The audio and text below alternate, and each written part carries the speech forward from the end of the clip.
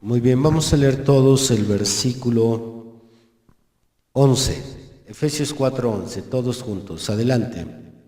Y él mismo constituyó a unos apóstoles, a otros profetas, a otros evangelistas, a otros pastores y maestros.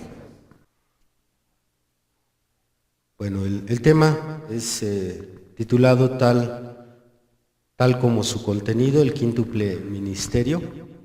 Y pues vamos a estudiar las funciones de los 5 ministerios, las funciones y la relación que hay entre estos 5 ministerios, ya que hay mucha mala interpretación sobre las funciones ministeriales, al grado que hay muchos que intercambian las funciones de los ministerios. Esto es, tenemos pastores haciendo el trabajo de un apóstol, tenemos evangelistas haciendo el trabajo de un pastor, tenemos algunos maestros que se sienten pastores o pastores que se sienten maestros, y tenemos que conocer con exactitud cómo funciona cada ministerio. Muy bien, vamos a retroceder un poquito antes de hablar de ministerios, vamos a hablar de algunas manifestaciones del Espíritu Santo. Abra usted Primera de Corintios, capítulo 12. Mi alma te alaba, Señor Jesucristo.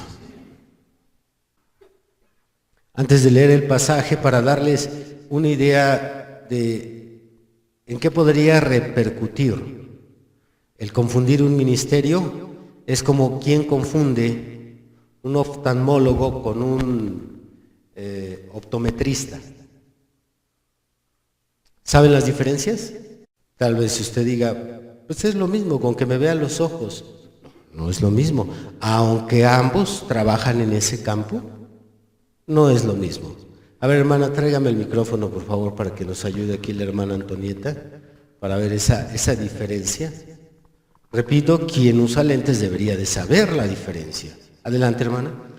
El oftalmólogo ve en sí las enfermedades de todos los ojos, todo el perímetro de los ojos.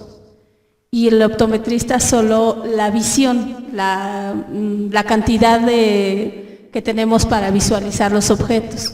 Correcto. Así de sencillo.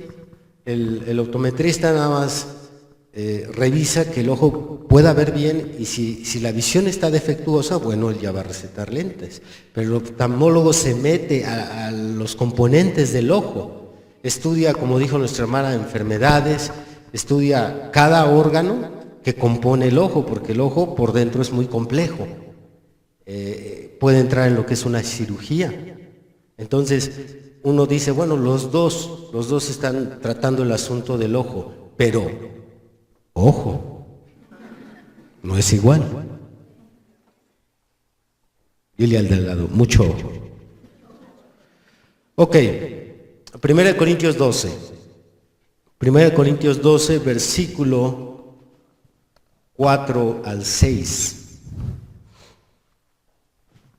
Ahora bien, hay diversidad de dones, pero el Espíritu es el mismo. Y hay diversidad de ministerios, pero el Señor es el mismo. Y hay diversidad de operaciones, pero Dios, que hace todas las cosas en todos, es el mismo. Hasta ahí la escritura. Pablo clasifica, en estos 3 versículos, clasifica las manifestaciones. Pablo clasifica las manifestaciones del Espíritu Santo en el cuerpo místico del Señor Jesucristo en 3. Él nos está dando 3 clases de manifestaciones del Espíritu Santo en función al cuerpo místico del Señor Jesucristo.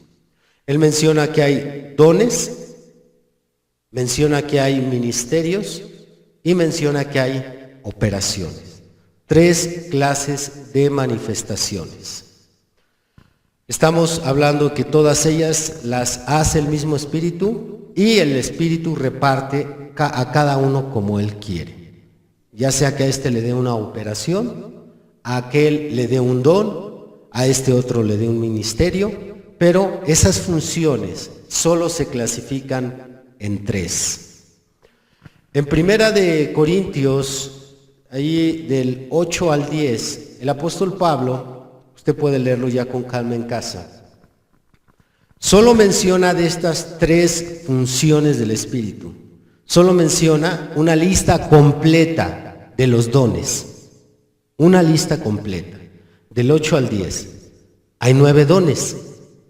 Y él en su capítulo no da mucha información sobre los ministerios ni sobre las operaciones. Solo menciona los dones del Espíritu Santo. Usted léalo, son los 9 dones, está del 8 al 10. Si acaso el apóstol Pablo, en el versículo 28 y 30, menciona de una manera mezclada estas 3 funciones. Menciona operaciones, menciona dones y ministerios en el 28, 29 y 30. Pero ahí las pone mezcladas, no menciona en orden ni tampoco las menciona completas. Si acaso cuando hablamos de encontrar otra lista completa de estas 3 funciones, esta está en Efesios 4:11, donde leímos al principio. Ahí viene la lista completa de ministerios. Pero no hay en ninguna carta una lista completa como la de 1 Corintios 12, del 8 al 10, o Efesios 4:11, de las operaciones. Solo hay una lista de ministerios y solo hay una lista de dones. Más de operaciones se encuentran aquellas funciones regadas en diferentes cartas. ¿Alaban a Dios? Bien, si usted está interesado ya en tomar esto con más profundidad, estudiar con detalle todas estas funciones, le voy a dar un tip, porque hay ocasiones que uno se mete y se quiebra la cabeza, ya que algunas palabras no fueron traducidas del todo correctamente. Sí es una traducción aceptable, pero no del todo fiel para un estudio más profundo. El apóstol Pablo usa la palabra dones para diferentes cosas. Usa dones para una función del cuerpo, pero también usa la palabra dones para llamarle a las 3 funciones del cuerpo. Las 3 funciones del Espíritu.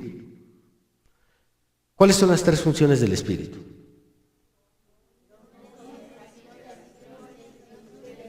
¿Otra vez? Dones, operaciones y misterios. Muy bien. 3 funciones del Espíritu Santo. Y les estamos llamando a esas funciones manifestaciones. Pero aparte de manifestaciones, Pablo les llama dones. Usa la palabra dones como sinónimo de manifestaciones. Y entonces, como también encontramos en esa lista de 3 manifestaciones la palabra dones, entonces ahí se confunde uno. Uno dice, pero ¿por qué Pablo está diciendo que los dones son de esta manera si un don es esto? Pero es que en unas partes Pablo se refiere a dones encerrando los 3 grupos o las 3 manifestaciones. Y en otra parte se refiere a dones como parte de ese grupo, como en este caso la función más baja o el nivel más bajo de la función del Espíritu Santo. Si nosotros fuéramos al griego, yo tengo mi Biblia en griego, la palabra que se usa para don o dones es charismatón en una parte. Charismatón la tradujeron al castellano como don. Y luego la misma palabra dones es traducida como hiperbolín. Son 2 palabras, pero en nuestras Biblias, en la Reina Valera que usamos, Casiodoro la tradujo como dones, tanto hiperbolín como charismatón la tradujo como dones las 2, pero en sí vienen a ser palabras diferentes. La diferencia de dones a dones. ¿Estamos de acuerdo? Que sería la diferencia en este caso de charismatón a hiperbolín. La diferencia de esas 2 palabras. Esto es solo profundizando. Y es que cuando se trata de hablar ya con la organización, que leen todos los pasajes de corrido y no hacen esta clasificación, entonces esto nos regresa a mi comentario de inicio, confunden las funciones del Espíritu Santo. Pero es que Pablo aquí dijo que los profetas, bueno, hay que ver si se refería a un don, a un ministerio, si es una operación del Espíritu Santo, hay que entender cuál es el orden de importancia, hay que analizar varias cosas. Muy bien, pues después de esta aclaración para aquellos amantes del estudio, que se preparen nada más para hacer la diferencia, la distinción de esas dos palabras, vamos a comenzar. Tenemos 5 ministerios y Pablo nos los da en orden jerárquico también. Así como hay un orden jerárquico en las funciones del Espíritu Santo, que es dones, operaciones y ministerios, hay un orden jerárquico en los 5 ministerios de Efesios 4:11. Este orden jerárquico no solo es de autoridad, este orden jerárquico incluye la cantidad de luz. En otras palabras, así como está la lista, no solamente está Pablo enlistando quién tiene más peso de autoridad, sino también quién tiene más luz en su ministerio. Luz sobre las Escrituras. Así es que vamos nuevamente a Efesios 4:11, solo para tener presente estos 5 ministerios. Y él mismo constituyó a unos apóstoles, a otros profetas, a otros evangelistas, a otros pastores y maestros. Así como en el quirófano hay ciertas profesiones, aunque todos estudian medicina, hay algunas que se relacionan. Por ejemplo, no es lo mismo el médico que opera al que anestesia. Tienen funciones diferentes, pero se relacionan entre ellos. Uno necesita del otro. Y también hay que saber qué puede necesitar un apóstol de un pastor de un evangelista, un profeta de un apóstol, un maestro de un pastor. Hay una relación entre ellos, dependen de ellos, se ayudan mutuamente, interactúan. Bien, vamos a comenzar con los apóstoles. Hay doctrinas modernas hoy en día donde se afirma que no existen los apóstoles en la actualidad. Como mi tema no contiene apología, no voy a defender ese punto, pero quien cree esto afirma que el último apóstol que existió fue Juan, el discípulo amado. Después de la muerte de Juan, de ese tiempo hasta nuestros días, estos predicadores y cristianos dicen, ya no hay apóstoles, no necesitamos a los apóstoles más, ya cumplieron su función, pero bueno, para quien esté interesado en entender por qué tal declaración es falsa, necesitaría ver la cápsula que yo ya hice donde refuté a un predicador llamado John MacArthur, quien hace esta afirmación de que no hay apóstoles. Sin embargo, el profeta nos enseñó sobre el ministerio apostólico varias verdades. Entre ellas, él mencionó que hoy en día les han cambiado el nombre. Ya no les llaman apóstoles, les llaman misioneros. Pero cuando alguien se está refiriendo a un misionero, es exactamente lo mismo. Porque un misionero es un enviado, es alguien que se envía a establecer una obra, se envía a abrir una misión. Y la palabra apóstol, que viene del griego apóstoye, se traduce como enviado. Entonces es exactamente lo mismo. Un misionero es lo mismo que un apóstol, aunque ya no les llamen apóstoles. También el profeta nos dice en el mensaje advertencia, luego juicio, que un apóstol es un ordenador. Un ordenador es alguien que acomoda las cosas que están fuera de lugar. Esto podemos verlo, no voy a citar escrituras porque sería muy extenso ir citando escrituras a todo lo que menciono, pero podemos verlo en el ministerio de Pablo. Pablo no solamente estableció iglesias, sino que después, en su segundo y tercer viaje misionero, visitaba las iglesias ya establecidas para poner en orden aquellas cosas que se hubieran salido del lugar. Tal es el caso de aquella ocasión que Pedro ya andaba descomponiendo la obra. Y llega Pablo y aparte de que acomodó lo que estaba fuera del lugar, le puso una regañada al pastor. Ojalá nunca llegue por aquí Pablo, porque ¿cómo me va a ir? Lo regañó, lo humilló delante de los hermanos, le dio su buena limadita, pero bueno, él como un hombre humilde reconocía a Pedro la sabiduría del hermano Pablo. Dice en su segunda carta en el capítulo 3, cosas muy difíciles de entender ha escrito Pablo. Pues llegaba él, revisaba si todo estaba en orden, se iba, si había cosas fuera del lugar, se quedaba a acomodar aquello que estaba fuera del lugar. Por eso el hermano Branham dice que un apóstol es un ordenador. También se nos enseña que el ministerio más alto de estos 5 es el apóstol. ¿Por qué es más alto? Por 3 razones. Por 3 razones un apóstol es el más alto de los otros 4. Número 1, porque en este ministerio se encierra el talento de los otros 4. Qué interesante. Qué interesante es saber que un apóstol tiene talentos de un pastor, tiene talento de un evangelista, tiene talento de un maestro, y estas herramientas que tienen los otros ministerios las requiere tener el apóstol por la segunda razón. De estos 5 ministerios, el apóstol es el más alto porque el apóstol es el iniciador de una obra. No la puede iniciar ningún otro ministerio. Ahora es importante que haga la siguiente aclaración. Estamos hablando de una obra desde cero, de una obra donde no se conoce a Cristo, porque hoy en día pues hay pastores que abren una iglesia o establecen un grupito. Eso no es realmente una obra misionera, porque a fin de cuentas las personas aquí, por ejemplo en Occidente, en donde ya se ha predicado Cristo y se abre una iglesia, pues esas personas, aunque no eran cristianas, ya tenían nociones de Cristo.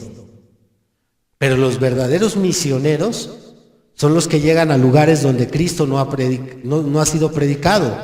Como en la edad de Filadelfia hubo muchísimos misioneros, todos ellos llegaron a la India, llegaron al África, de los más fuertes, famosos que han sido reconocidos, David Livingstone, que era no solo misionero, era doctor. Él se introdujo a las selvas, estableció y abrió infinidad de iglesias allá en el África.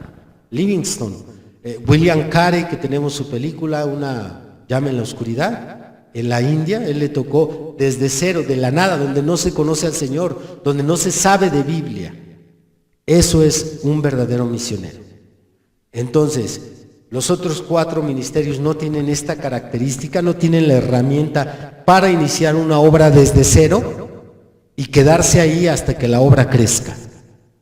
Y por lo mismo, que es quien inicia la obra, este ministerio tiene el talento de los otros 4, ya que el apóstol en un principio tiene que ser pastor del grupito que se va levantando.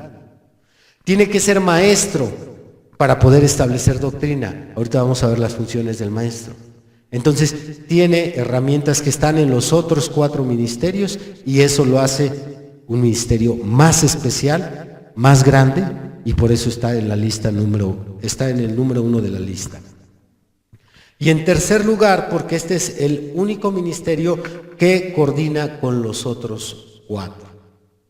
El apóstol coordina con los pastores, con los evangelistas, con los profetas, con los maestros. Solo el apóstol. El maestro no tiene esa virtud. El pastor no tiene esa virtud. Solo el apóstol. Ninguno de los otros 4 ministerios tienen estas 3 características. Muy bien, pasamos con los profetas. Los que rechazan a los profetas hoy en día lo hacen por la misma razón que rechazan a los apóstoles. Es difícil hoy en día que alguien no crea en apóstoles y sí crea en profetas, o viceversa. Cuando alguien no cree en profetas, no cree en apóstoles. O si no cree en apóstoles, no cree en profetas. Bueno, yo no voy a hacer apología en mi tema, pero solo voy a mostrar el principal error interpretativo por el cual se asegura que no existen apóstoles y profetas. Y paren las antenas, porque si a ustedes les van a decir un día, no, eso de tu profeta William Branham es falso, hoy en día ya no hay profetas. Dicen ellos, el último profeta fue Juan el Bautista, basándose en una escritura en Lucas 16, que dice la ley y los profetas hasta Juan. Pero su principal error interpretativo por el cual dicen que no hay profetas, o en su caso es que no hay apóstoles, es porque dicen ellos que ya no se necesita hoy en día más revelación. Ese es su argumento. Está más débil que el caldo hecho por la sombra de un gallo medio muerto. Ese argumento no sirve. Dicen ellos, ya no se requiere hoy en día un apóstol, porque los apóstoles en aquellos días trajeron la revelación, escribieron las cartas. Así es que ya se escribieron las cartas, el canon está completo, ¿para qué vamos a necesitar un apóstol? Profetas tampoco necesitamos, porque ya se les reveló a los profetas de la antigüedad los libros del Antiguo Testamento, ya la Biblia está completa, ¿para qué vamos a necesitar tanto profetas como apóstoles? Ese argumento se rompe fácil. Ni siquiera tengo que usar karate, lo pateo y se rompe. Ese argumento no sirve, no entiendo por qué grandes teólogos descansan en aquello. Y la respuesta es muy sencilla, muy sencilla.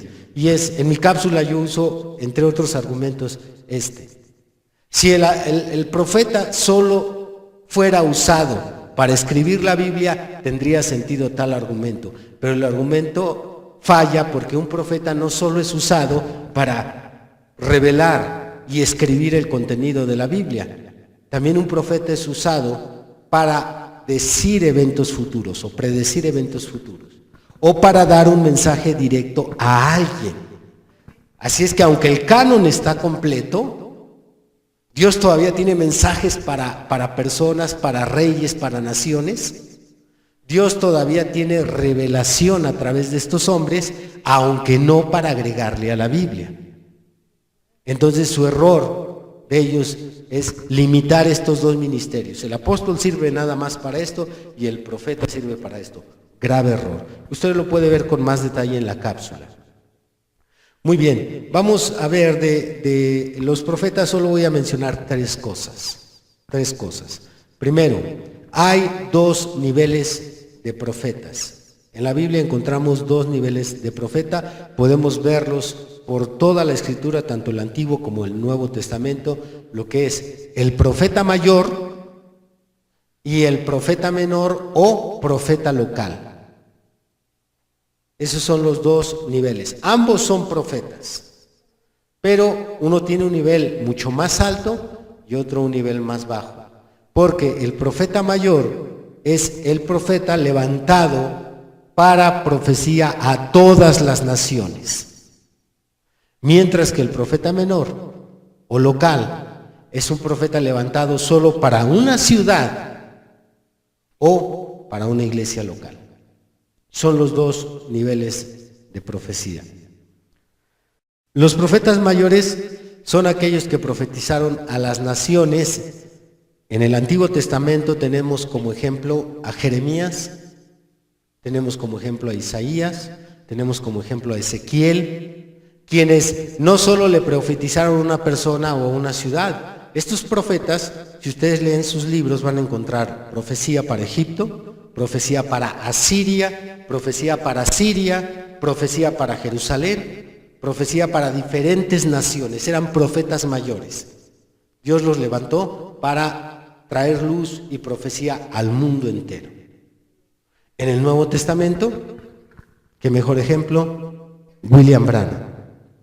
William Branham no fue levantado para profetizar solo a Jeffersonville, sino fue llevado por todo el mundo. Él entra en la categoría de profetas mayores.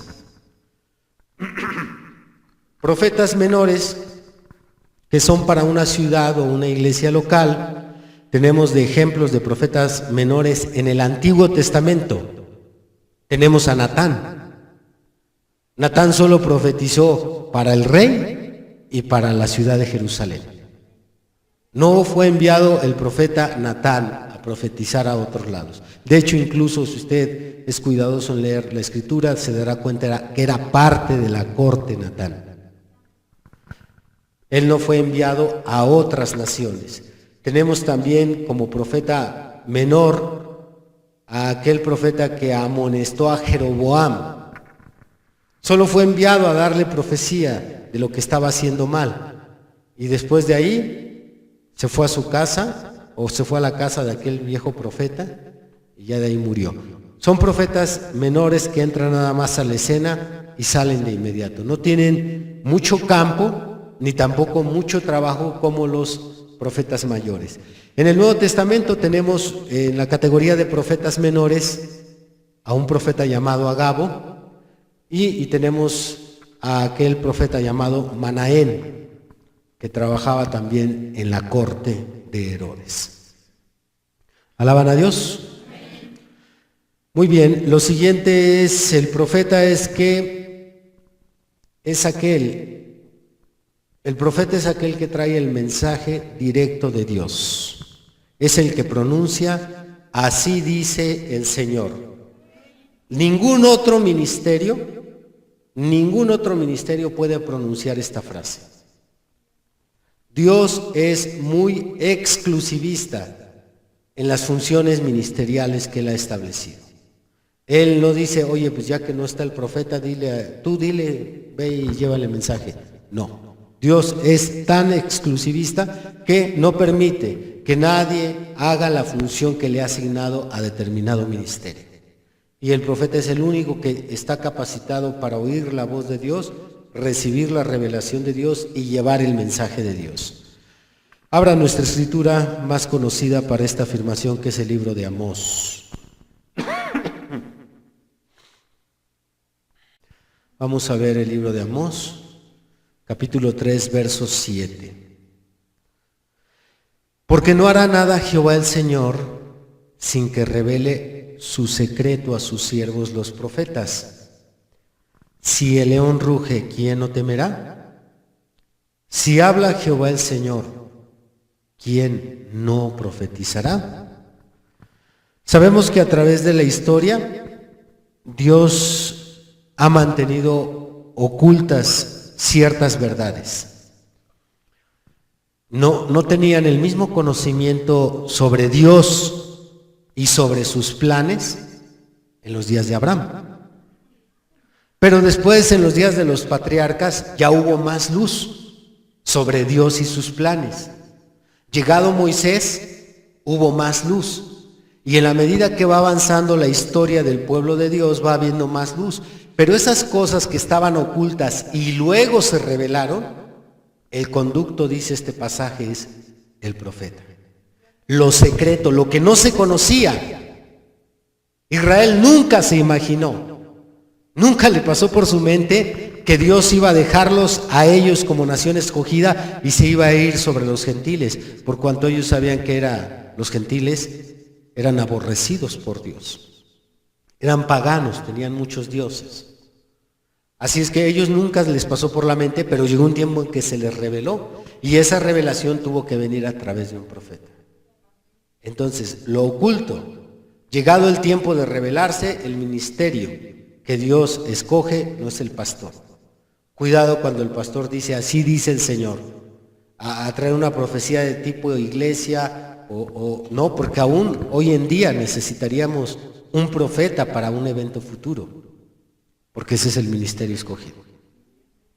Y si sería dudoso con el pastor, ahora imagínate contigo cuando sales, así dice el Señor, pues con mayor razón. Hermano, ¿qué cree que soñé? ¿Qué cree que me dio el Señor? ¿Qué cree que me mostró el Señor? Tenemos que tener cuidado ahí. Focos rojos cuando alguien se acerca y se le dice, hermana, el Señor me reveló algo para usted. Aguas, porque también la Biblia nos habla de la falsa profetisa. Dice ahí en las edades, en Apocalipsis 2. Así es que tengan presente, el profeta es aquel que trae el mensaje directo de Dios. Lo segundo es que el profeta es el primer ministerio que nace. El profeta es el primer ministerio que nace. Antes de que existiera un apóstol, antes de que existiera un pastor, un evangelista, antes de que un maestro se luciera con su conocimiento en las Escrituras, el primer ministerio que nace es el de profeta. El primer registro oficial de un profeta se da en Abraham. Es el primero que se le llama profeta en la Biblia, Abraham. Y de Abraham en adelante vemos a los profetas siendo usados por Dios. Y llega el Nuevo Testamento, llega el tiempo en que Jesucristo aparece y nace. El segundo ministerio que nace de inmediato es el de apóstol. Entonces, pero ya existía el de profeta. Ya después de los apóstoles, ahora sí aparecen pastores, maestros y evangelistas. Pero el primero fue el profeta. El profeta es el ministerio que trasciende hasta el Nuevo Testamento. Desde el Antiguo hasta el Apocalipsis aparece el ministerio profético. Y finalmente, dice Pablo que entre el apóstol y el profeta, entre ambos colocan el fundamento de una construcción espiritual. Entre el apóstol y profeta, estos dos ministerios se requieren para echar fundamento, para echar el renchido, para echar el mamposteo. Se requiere un apóstol y un profeta. Por eso nuestra iglesia no hubiera sido, ni hubiera crecido, si no hubiéramos tenido al profeta William Branham para echar los cimientos que hemos echado. Abran Efesios 2. Efesios 2 dice en el versículo 20: edificaos sobre el fundamento de los apóstoles y profetas. Repitan, de los apóstoles y profetas. Siendo la principal piedra del ángulo Jesucristo mismo, en quien todo el edificio, bien coordinado, va creciendo para ser un templo santo en el Señor, en quien vosotros también sois juntamente edificados para morada de Dios en el Espíritu. Con razón. Con razón el apóstol Pablo, cuando los pone en orden de importancia, antes de mencionar al evangelista, antes de mencionar al pastor y al maestro, primero dice apóstol, profeta, porque ellos dos de arriba son los más importantes, ya que echan el fundamento. No se puede construir, hablando de una buena construcción, si no hay cimientos. Así es que el pastor no podría hacer nada, evangelista no podría hacer nada, maestro no podría hacer nada si primero no le dejaron el fundamento. Una vez establecido el fundamento, ahora sí, edifiquen. También dice Pablo en 1 Corintios 3, dice, nadie puede poner otro fundamento que el que ya ha sido puesto, el cual es Jesucristo. Yo como perito arquitecto ya lo puse. Ahora mire cada uno de ustedes cómo sobreedifica. Porque algunos van a sobreedificar sobre heno, hojarasca, madera, piedras preciosas. Muy bien. Cada quien va a ver cómo sigue la construcción. Pero el fundamento se necesita primero colocar. Y para eso necesitamos apóstol y profeta. Muy bien. Pues estas serían las funciones y la relación del ministerio profético o de profeta con los otros ministerios. Pasamos con el evangelista. Recuerden que vamos en orden jerárquico de arriba hacia abajo. Este ministerio tiene dos cosas en común con el apóstol y el profeta mayor. Este ministerio tiene dos cosas en común con el apóstol y el profeta mayor. Es un viajero y recorre lugares dando su mensaje. Es lo que tiene en común. El apóstol, como el profeta, Dios lo lleva a diferentes lugares. Si es profeta mayor, lo lleva a diferentes naciones. Bueno, el evangelista también tiene esta característica. No es un ministerio permanente, estable, local, inamovible, no. Viaja, es llevado de un lugar a otro. Y también el tipo de mensaje que da el evangelista trae avivamientos. Esto lo hace muy singular en comparación con los otros ministerios. El evangelista tiene un tipo de mensaje de tal forma que su avivamiento, ya sea que traiga al pecador al arrepentimiento o traiga a la iglesia caída a restauración. Nunca se puede comparar, ni siquiera el apóstol puede traer un mensaje de avivamiento como lo trae un evangelista. El Espíritu Santo en William Branham le llamó al evangelista una bola de fuego. Incendian con sus mensajes, destruyen los demonios con sus mensajes, predican de tal forma que casi traen, si es un mensaje para la nación, casi traen a toda la nación a los pies de Cristo. Este ministerio, que es muy, muy sobresaliente, a pesar de que es un ministerio de mucho avivamiento, no se queda mucho tiempo a donde llega, porque es viajero. Llega, da su mensaje, se está 1, 2, 3 días, si acaso una semana, y tiene que irse. Por lo tanto, este ministerio requiere de la ayuda de otros ministerios para que lo que hizo su mensaje ahí no se desperdicie, para que lo que logró su mensaje ahí pueda continuar, el Espíritu Santo pueda seguir obrando en esa zona, sea de inconversos o sea de cristianos caídos. Entonces este ministerio se tiene que apoyar en nosotros para que el fruto no sea a corto plazo, sino que el fruto se extienda. Vamos a ver mejor ejemplo del evangelista que tenemos en el Nuevo Testamento, Felipe. Hechos capítulo 8. Hechos 8, verso 4 al 14. Pero los que fueron esparcidos iban por todas partes anunciando el evangelio. Entonces Felipe, descendiendo a la ciudad de Samaria, les predicaba a Cristo. Y la gente, unánime, escuchaba atentamente las cosas que decía Felipe, oyendo y viendo las señales que hacía. Porque de muchos que tenían espíritus inmundos, salían estos dando grandes voces, y muchos paralíticos y cojos eran sanados. Así que había gran gozo en aquella ciudad. Pero había un hombre llamado Simón que antes ejercía la magia en aquella ciudad y había engañado a la gente de Samaria haciéndose pasar por algún grande. A este oían atentamente todos, desde el más pequeño hasta el más grande, diciendo: este es el gran poder de Dios. Y le estaban atentos porque con sus artes mágicas les había engañado mucho tiempo. Pero cuando creyeron a Felipe, que anunciaba el evangelio del reino de Dios y el nombre de Jesucristo, se bautizaban hombres y mujeres. También creyó Simón mismo, y habiéndose bautizado, estaba siempre con Felipe, y viendo las señales y grandes milagros que hacían, estaba atónito.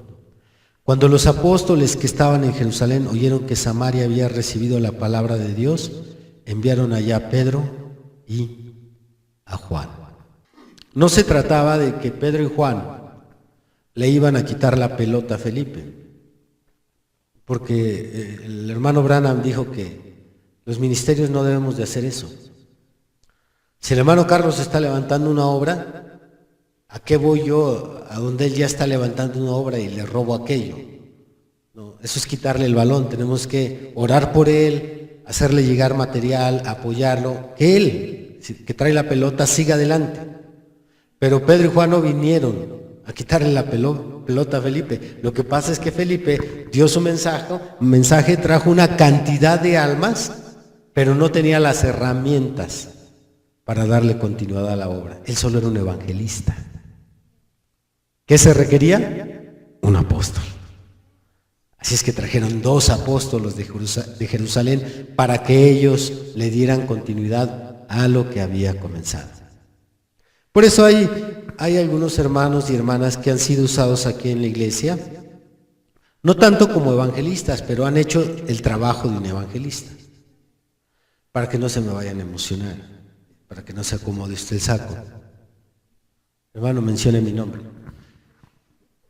Han hecho el trabajo de un evangelista, han ido, reunido gente en su casa, le han predicado ese grupito, ha crecido, Pero llega un tiempo en que tenemos que detener eso y enviar el siguiente don, la siguiente función del Espíritu Santo en un ministerio más completo.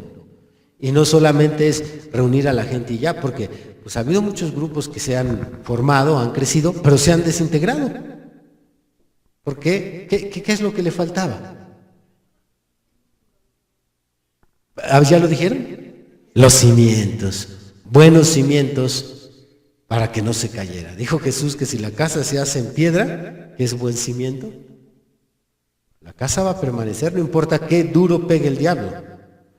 Así es que Felipe dio su mensaje, alcanzó gran parte de samaritanos, mandan por Pedro y Juan y él se va. Si usted lee la escritura, se fue. Siguió su viaje.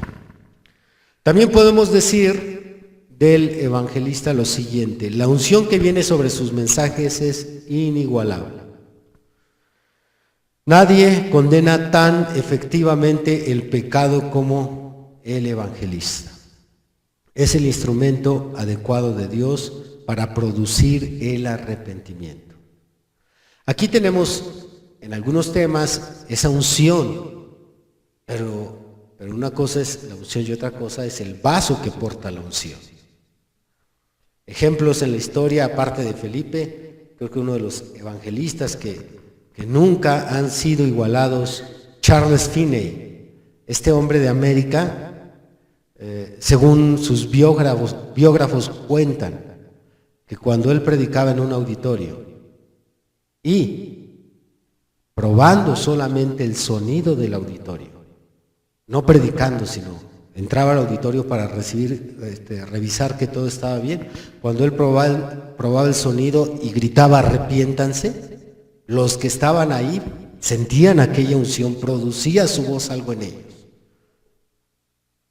No estaba, todavía ni empezaba a predicar el hermano, nada más probaba el sonido, arrepiéntanse, pero aquella voz va acompañada con tanta unción, tanta fuerza, que condena ahí el pecado en el corazón del hombre. Muy bien, los tres que hemos mencionado hasta ahorita son ministerios de campo o ministerios foráneos, los tres.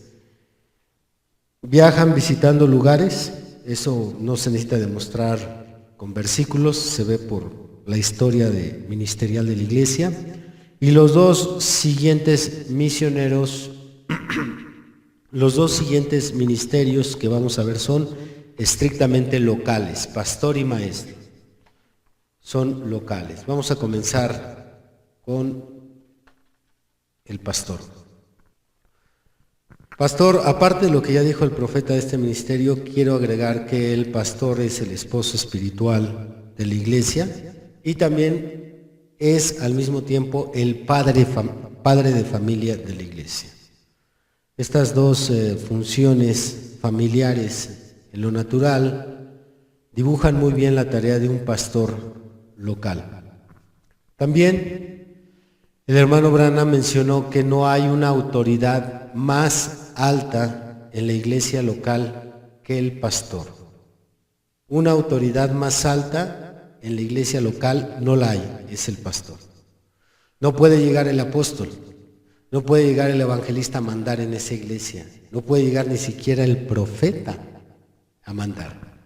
Pero recuerden que estamos hablando de autoridad local. Ya si hablamos de una autoridad en la iglesia universal, entonces ya se cambia el papel de autoridad.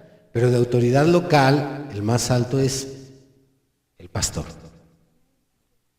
Si él quiere quitar este ministerio y poner este otro, él sabe lo que hace. Él es el pastor. Nadie puede discutir las órdenes del pastor porque esa es la máxima autoridad local. ¿Están de acuerdo? Local. Así que al poner este papel de padre y esposo de una iglesia, esto intrínsecamente nos está diciendo que el pastor no se puede alejar mucho tiempo ni demasiado lejos de su iglesia. Es el ministerio que debe de estar más tiempo con la iglesia, más permanentemente, Y aquí es donde yo no me explico cómo es que hay tanto pastor misionero. Tanto pastor viajando, dejan a la iglesia, se van a levantar un grupo, dejan a su iglesia, se van a auxiliar otra iglesia. Eso no es acorde con la función de un pastor. Eso es acorde con la función de los otros 3 ministerios que son foráneos. Pero el pastor es ministerio local, él debe de estar ahí al pendiente. Él debe de estar cuidando, debe estar vigilando. Él debe, dice el profeta, él debe de dormir con la oveja, comer con la oveja y él debe de oler a oveja. En lo natural, el pastor natural pasa tanto tiempo con las ovejas que así dice el profeta en la figura, termina oliendo como una oveja. ¿Cuántos conocen pastores en lo natural de oficio completo? Un pastor, levante la mano quien conoce un pastor de oficio. Ustedes que levantan la mano saben muy bien que el pastor pasa más tiempo con sus ovejas que con su propia familia. Y duerme en el campo con las ovejas, las saca, las vuelve a meter. Él ayuda a las madres ovejas cuando van a parir a recibir el corderito. Y el hermano Branham habló de eso. Hay un mensaje que él tituló Pastor del Redil y menciona estas cosas. Entonces, el pastor debe de estar más tiempo con el rebaño. No estoy diciendo que no salga, que no viaje, yo no estoy diciendo eso. Estoy diciendo que no puede descuidar el rebaño por estar atendiendo otros asuntos que no competen a su esposa espiritual, porque corre el riesgo de estar usurpando funciones de otro ministerio, que pudieran ser las de un apóstol, las de un evangelista. ¿Podría usurpar las funciones de un profeta? No, porque no tiene las, así dice el Señor, pero sí las de un evangelista o en su caso las de un apóstol. Vamos a levantar una obra. ¿Por qué? Y luego los otros que se dejan, volviendo al ejemplo natural. Si usted ya conoce la diferencia del oftalmólogo y el optometrista, ¿qué si el optometrista le dijera, ¿sabe qué? Esto sigue empeorando, le voy a abrir su ojo mejor. ¿Usted qué diría? Pues échele. No haría eso, usted le daría miedo. Espérate, no, ¿cuál me vas a abrir? A mí no me abres nada. Porque usted sabe que su capacidad no es para eso. Y entonces ya cuando llega el pastor a una zona y usted dice, pero si usted es pastor, ¿usted qué hace aquí? Pero tenemos pastores abriendo misiones. Pero un pastor en su naturaleza ya lo trae. Se encariña con su iglesia, no los puede dejar, les preocupa mucho. Y un apóstol, un evangelista, no tienen ese lazo sentimental para estar pegado con la iglesia. Por eso ellos se pueden desprender, regresan, van. Aunque claro, tienen amor por las ovejas, claro que uno ama a las ovejas. Dice el apóstol Pablo a los Corintios, él estableció esa iglesia. Usted lea 1 Corintios 18, ahí se funda la iglesia de Corintio, y en las 2 cartas dice Pablo a los Corintios, mi corazón se ha ensanchado a vosotros, oh Corintios, los amo, pero los tenía que dejar. Así es que estuvo 2 años, estableció la iglesia y se fue, y luego regresa y revisa y se vuelve allí, pero él no era el pastor de Corinto. Entonces, en su naturaleza el pastor no puede alejarse, mientras que los otros ministerios foráneos ya traen eso en su corazón. Se pueden ir. ¿Alaban a Dios? Para un cristiano de iglesia, el pastor es la persona más especial, porque es quien tiene a la mano para sus necesidades. Es a quien el cristiano o la oveja le lleva sus cargas, al pastor. Por eso es la persona más especial que puede haber. Los otros ministerios no pueden estar a la mano de la congregación para llevar cargas. De tal forma que el Espíritu Santo en el profeta William Branham le llamó al pastor un buey de carga. Haciendo esto alusión a lo natural, cuando sale un grupo de personas, cuando anteriormente las personas se cambiaban de un lugar a otro y no existían los vehículos, entonces usaban carretas jaladas por bueyes. Ahí ponían todo, si era una familia, 3 familias las que se iban a mudar, subían todas esas cosas y el buey jalaba toda la carga, llevaba todo. Eso es lo que es un pastor, lleva las cargas de una congregación.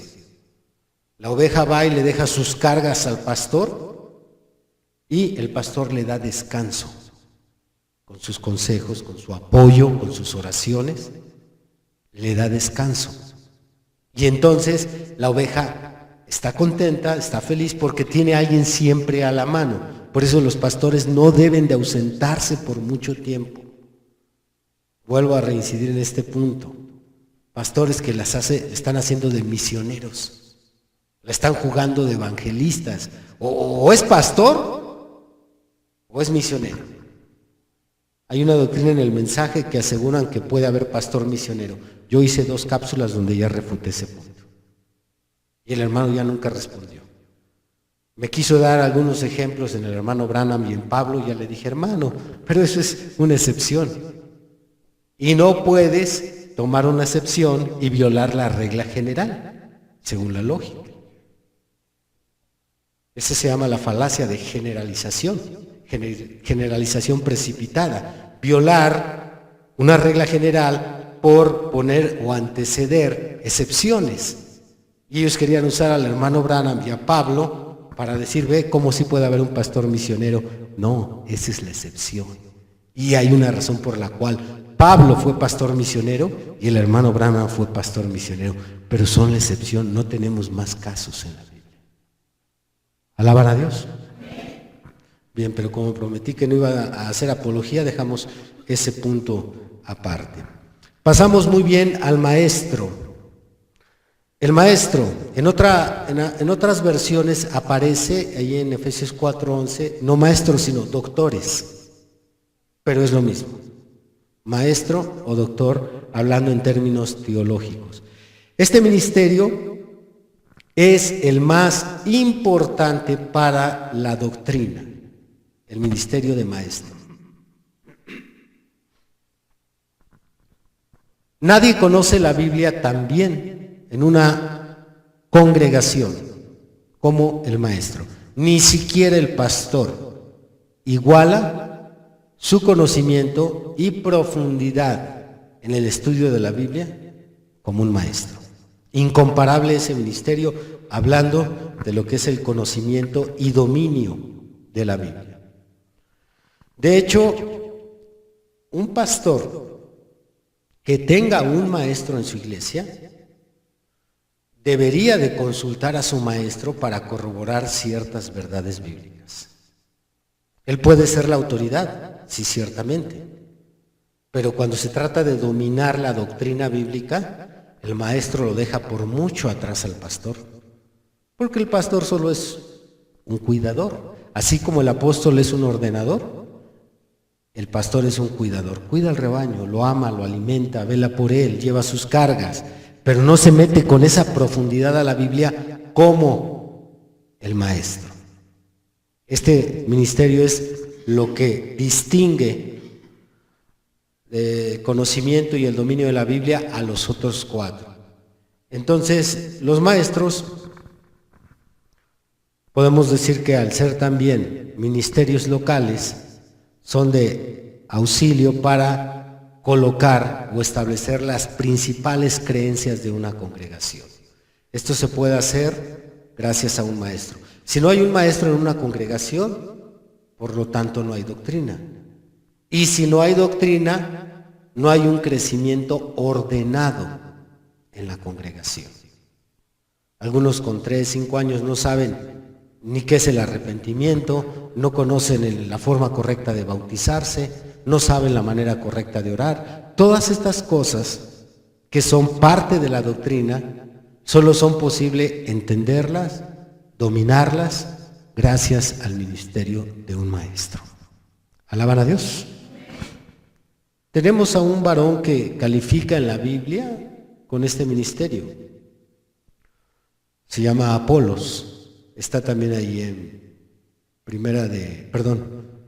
está también en Hechos capítulo 18. Apolos se describe en la Biblia como un varón poderoso y elocuente en las Escrituras. Tenía tanto conocimiento, dominaba también las Escrituras, que fue de gran ayuda para la primera iglesia. Gracias a Apolos, sin conocer a Cristo, porque a Apolos no le tocó conocer al Señor, se le pasó por alto cuando Jesús estuvo aquí en la tierra. Y se vino a enterar después Apolos porque un matrimonio, Priscila y Aquila, lo escucharon predicar el bautismo de Juan. Y al ver que era un hombre fervoroso, lo mandaron llamar aparte y dice la Biblia que le expusieron con calma. ¿Qué crees, hermano? Que ya se te pasó el Mesías. ¿Cómo? Sí, mira, Juan habló de él, pero Juan también le tocó bautizarlo. Así y así. Y cuando le expusieron todo, Apolos se animó y lo enviaron a predicar, y dice la Biblia que gracias a él se estableció la fe en diferentes iglesias. Entonces, esa es la tarea de lo que es un maestro. Hoy muchos dicen tener este ministerio de maestro porque se han grabado por ahí 50 versículos y porque llevan 2 veces leída la Biblia completa. Así es que leyeron la Biblia 2 veces, se saben 50 versículos de memoria y ya dicen que son maestros. Pero podemos distinguir un maestro en especial, en el mensaje de la hora. Un maestro lo podemos distinguir porque tiene la capacidad de demostrar la doctrina que creemos con la Biblia, probar la simiente de la serpiente con la Biblia, probar el bautismo en el nombre de Jesús con la Biblia, demostrar que la mujer no puede predicar con la Biblia. Cuando, sin otro apoyo externo, sino con pura Biblia, puede demostrar nuestra doctrina, ese es un maestro. Muy bien, pues esto también puede ayudar para que si el Señor tiene un llamamiento hacia su vida, hacia uno de estos ministerios, usted se vaya ubicando, o hacia una de estas operaciones, o hacia algún don, porque recuerde que son 3 funciones. Muy bien, vamos entonces a preparar nuestra pista de aterrizaje. Dentro del mensaje de la hora se habla mucho del ministerio quíntuple. Esto se menciona muchísimo. Los que han ido a iglesias del mensaje oyen mucho esta frase, que para que la novia crezca se necesita el ministerio quíntuple. Y sí lo dijo el profeta, pero lo citan y lo citan y lo citan, se vuelve una coletilla. Cada rato ahí está presente el ministerio quíntuple, el ministerio quíntuple. Hermano, ¿usted tiene el ministerio quíntuple en su iglesia? Refiriéndose a estos 5 ministerios operando, funcionando en la iglesia del Señor. Pero yo encuentro 2 errores garrafales en nuestras iglesias del mensaje sobre el tema del ministerio quíntuple. 2 errores. Número 1, no saben identificar ministerios. En algunos casos, ni siquiera los de ellos mismos. Entonces, ¿cómo van a decir, tenemos un pastor, tenemos un maestro, si ni siquiera saben identificar los ministerios de ellos mismos? Y esto es algo muy grave. Es confundir la magnesia con la gimnasia. También podemos decir que confunden el don de enseñanza. Dentro de los dones está el don de sabiduría.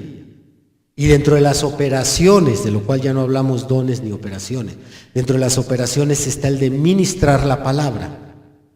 Pero una cosa es ministrar la palabra y otra cosa es tener un ministerio en la enseñanza. Nosotros aquí les llamamos a los hermanos que ministran ministros, y no les llamamos maestros ni evangelistas. No. ¿Por qué? Porque solo tienen un don o una operación de ministrar, mas no tienen un ministerio. Son ministros de la palabra, pero no entran entre los entre los ministerios de Efesios 4:11. Y es increíble que hoy en día, aún en el mensaje de la hora, confunden al que tiene el don de ministrar o la operación de ministrar con un ministerio. Entonces esto es algo muy grave, porque en el ministerio quíntuple hay que hacer esta distinción. El ministerio quíntuple, que son los 5 ministerios, todos tienen la capacidad de enseñar. El ministerio quíntuple, todos tienen la capacidad de enseñar, pero no todos los que enseñan tienen el ministerio quíntuple.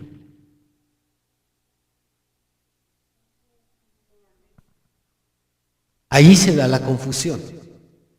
Hay que entender que el ministerio quíntuple todo enseña la palabra, todos enseñan, desde el más alto que es el apóstol hasta el más pequeño que es el maestro, pero no todos los que enseñan tienen el ministerio quíntuple. Lo pueden tener o en su caso pueden tener una operación de la enseñanza. Si no saben estas cosas, ¿cómo le van a sacar provecho al ministerio quíntuple? ¿Cómo es que van a decir, bueno, nuestra iglesia tiene el ministerio quíntuple? Primero tendríamos que revisar si saben identificar los ministerios. En segundo lugar, aquellos que tienen uno de estos 5 ministerios, que sí lo tienen, ya sea que sea apóstol, profeta, pastor, maestro, evangelista, lamentablemente no los perfeccionan. Los identifican, podemos darnos cuenta por las características, porque dice el profeta que todo es identificado por sus características, así tituló él su mensaje, Dios identificado por sus características. Entonces, se identifica a un apóstol, profeta, evangelista por las características que ya mencioné. Uno dice, pues, él es apóstol, él es profeta. Así es que es importante que aquel ministerio que identifica que tiene tal ministerio, no solo es tenerlo, sino que lo tienen que perfeccionar. Prepararnos, documentarnos, actualizarnos. Es importante si queremos que ministerialmente crezcamos. Así como crece la vida de un cristiano, crece el ministerio de un hombre. Pero lamentablemente muchos se quedaron leyendo folletitos de William Branham. Muchos se quedaron repitiendo párrafos, juntan 5 mensajes, leen este párrafo y yo les llamo solo lectores o repetidores de folletos. Un predicador es más que eso.